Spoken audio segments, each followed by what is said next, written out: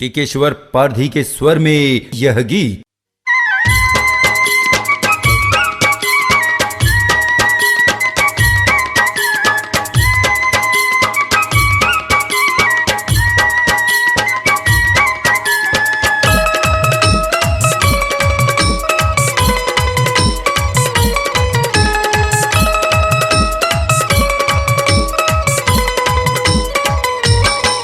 तुरी पाउडर लगाए दोनों गाले मारे कराथे अचवा बवाल। तुरी पाउडर लगाए दोनों गाले मारे कराथे अचवा बवाल। कराथे अचवा बवाल रे कराथे गोरखपुर में बवाल। कराथे अचवा बवाल रे कराथे खमरिया में बवाल।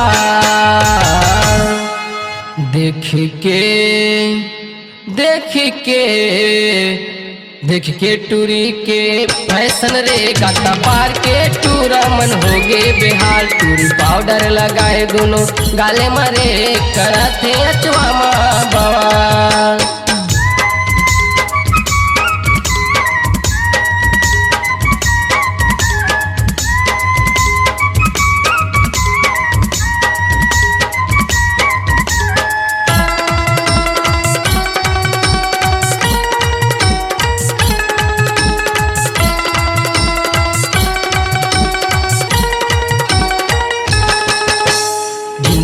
गली मरेंगे आखिम लगाए चश्मा, आखिम लगाए चश्मा संगी आखिम लगाए चश्मा।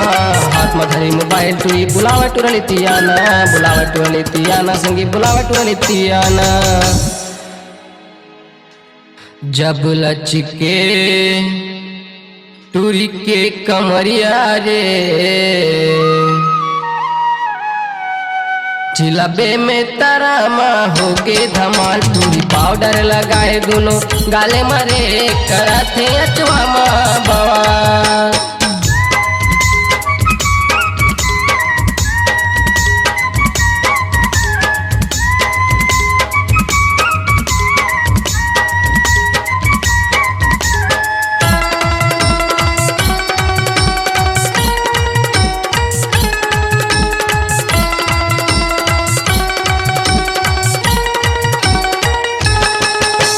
गला में पहिरे हाथ टूरी पाम पहिने पायल, पाम पहिने पायल संगी पाम पहिने पायल। टूरी जब झमक झमक दिला कर दिस घायल, दिला कर दिस घायल संगी दिला कर दिस घायल। नूतन साहू का हाथे कामाल है रे नचवा दो डीजे मोर एला रे। टूरी पाउडर लगाए दोनों गाले मारे कराथे अचवा बवाल।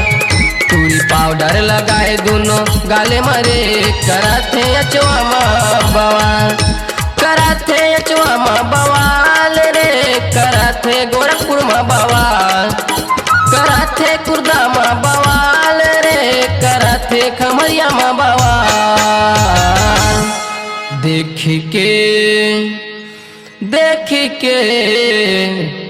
के टूरी के फैशन रे गाता पार के टूरा मन हो गे बेहाल। टूरी पाउडर लगाए दोनों गाले मारे कराथे अचवा बवाल।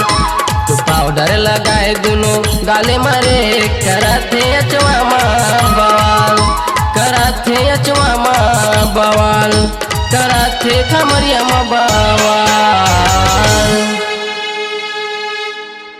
अपनी आवाज को दीजिए एक नया मुकाम। डिजिटल रिकॉर्डिंग की दुनिया का जाना पहचाना नाम स्वरांजलि, जहां गूंजती हैं ध्वनियां अपनी माटी की सौंधी सुगंध के साथ। छत्तीसगढ़ी संगीत के विविध रंग जो पहुंचाते हैं पूरे प्रदेश में डिजिटल रिकॉर्डिंग के संग। स्वरांजलि स्टूडियो नेमीचंद गली नंबर 2 गंजपारा रायपुर।